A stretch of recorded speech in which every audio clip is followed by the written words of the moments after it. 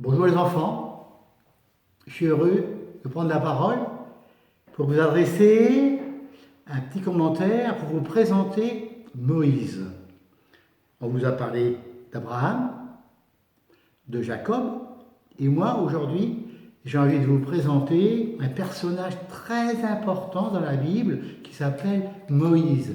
D'ailleurs, vous savez, tellement important que quelquefois dans l'Évangile, eh bien, on dit Jésus c'est comme un nouveau Moïse. C'est pour nous rappeler le rôle important qu'il a tenu dans l'histoire du peuple hébreu. Alors, vous savez que le mot hébreu, c'est pour désigner tous les descendants d'Abraham, le peuple des Hébreux.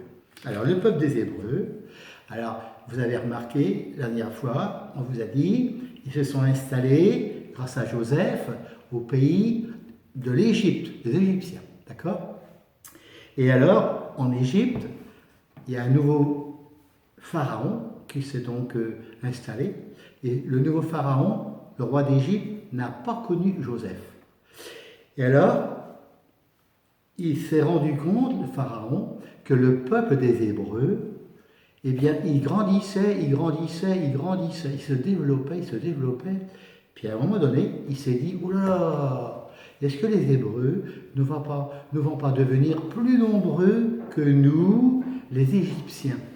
Parce que les Hébreux étaient donc en Égypte, et bien sûr, c'est les Égyptiens qui étaient un petit peu, c'était dans leur pays. Alors, et les Hébreux étaient employés par les Égyptiens pour faire des travaux très durs, fabriquer des, comment on appelle ça, pour faire des maisons, hein, des briques, tout ça. Et alors, il les faisait marner. Et alors, à un moment donné, eh bien, le pharaon s'est dit, oh là là, il ne faut pas que les Hébreux se développent. Alors, vous savez, il a demandé aux sages-femmes, vous savez, les sages-femmes, c'est les dames qui viennent aider les mamans à avoir un enfant. Alors, il a dit aux sages-femmes, quand vous irez aider une femme du peuple hébreu à avoir un enfant, si vous constatez que c'est un garçon, vous le tuez. Vous laisserez les filles grandir, vous le tuez. Pour éviter, encore une fois, que le peuple se développe, qu'il devienne toujours plus nombreux. Alors, les femmes, elles n'ont pas obéi au roi des Égyptiens, au pharaon. Alors le peuple a continué à se développer. Alors qu'est-ce qui se passe à ce moment-là? Eh bien, lui, le roi, pharaon, il a donc décidé de les faire mourir, de les noyer. Les garçons qui naissaient dans le peuple, il a dit, je vais les noyer, pas qu'ils se développent. Et alors, il se trouve que chez les Hébreux, eh bien, il y a un jeune foyer qui attendait un enfant. Et alors, quand l'enfant est arrivé, il est très beau, un fils très beau.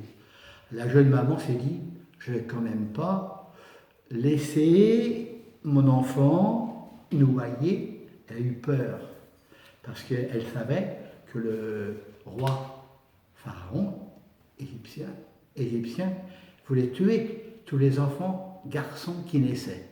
Alors elle a fait une espèce de panier, et puis elle a fait en sorte que le panier soit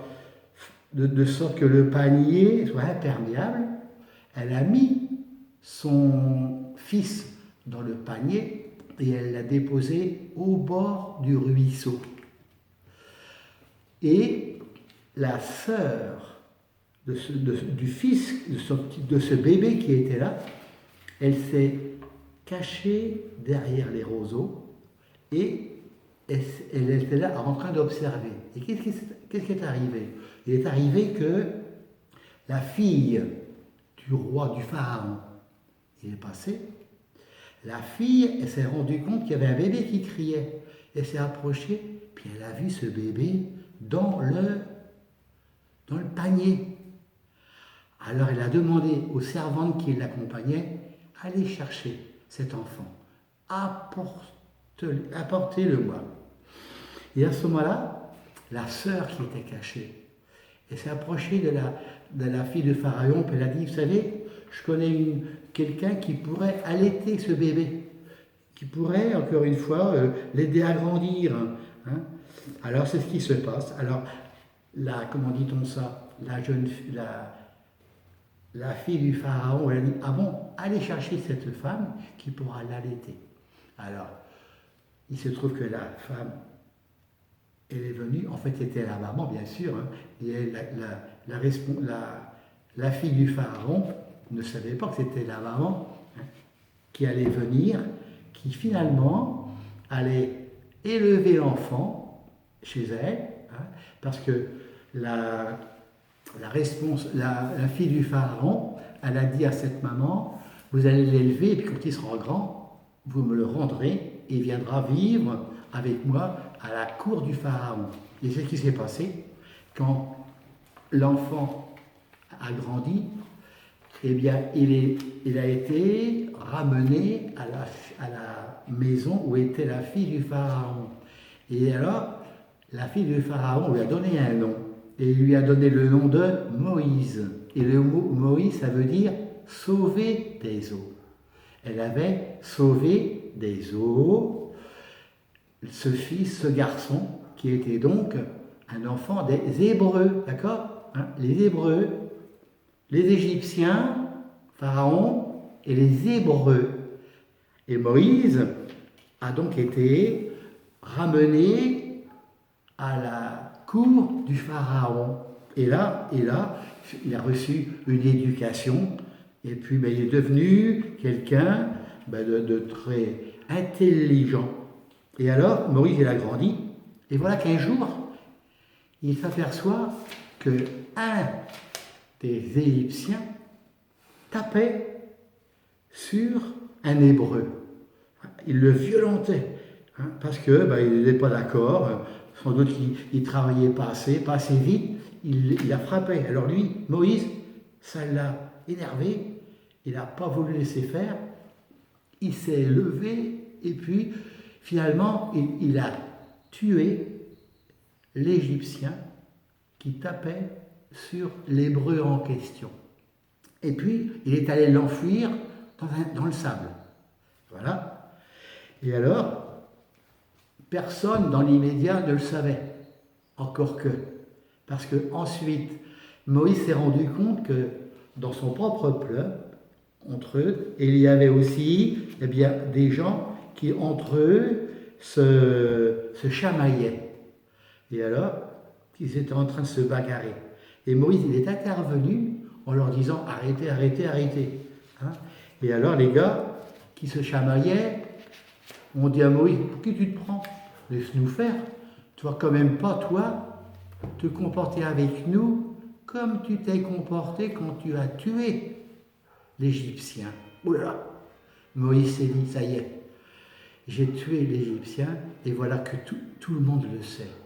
Tout le monde va savoir que j'ai fait ce drame-là. » Et puis, la rumeur, non seulement a été répandue parmi les Hébreux, mais y compris parmi les Égyptiens. Alors Moïse s'est dit, on va m'en vouloir, il faut que je me sauve. Et il s'est enfui au désert. Il s'est enfui au désert pour ne pas être poursuivi par peut-être les Égyptiens qui lui auraient reproché d'avoir tué l'un des leurs. Et alors, il est allé dans le désert. Et voilà que dans le désert, à un moment donné, eh bien, comment dit-on ça? Il va rencontrer celle qui va devenir sa femme. Comment il l'a rencontrée? Eh bien, Moïse, à un moment donné, il s'est trouvé auprès d'un puits. Et voilà que 7 jeunes filles, des sœurs, qui viennent pour puiser de l'eau, pour abreuver les troupeaux de leur père. Mais il y a d'autres bergers qui arrivent et qui veulent empêcher les filles d'abreuver d'abord leurs troupeaux. Ils veulent prendre la première place. Alors Moïse, il intervient, il prend la défense des jeunes filles, et puis il les aide à puiser de l'eau pour abreuver leurs brebis. Alors, les filles sont revenues plus vite que d'habitude à la maison, et le papa de ces filles leur a dit « Tiens, aujourd'hui, vous rentrez plus tôt que d'habitude.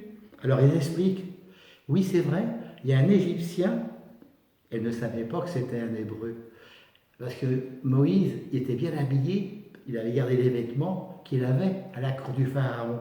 Alors les filles ont dit, il y a un Égyptien qui nous a défendus contre les bergers qui voulaient passer avant nous. Et c'est lui qui a puisé de l'eau pour faire boire les bêtes. Alors le papa des filles s'appelle Jéthro. Il leur a dit, ah bon, où est-ce qu'il est cet homme pour que je puisse l'inviter à manger? Et c'est ainsi que Moïse, ben finalement, il est venu dans la maison de Jéthro et il y resta plusieurs années et il épousa une des filles nommée Sipora. Et ils eurent un fils que Moïse appela Jérôme. Voilà. Alors écoutez bien. Moïse, il est resté donc encore longtemps dans le désert avec ce peuple hébreu et je vais m'arrêter là parce qu'on va se retrouver et puis je vous dirai qu'est-ce qui lui est arrivé. Dieu va lui demander une mission exceptionnelle. Alors à bientôt.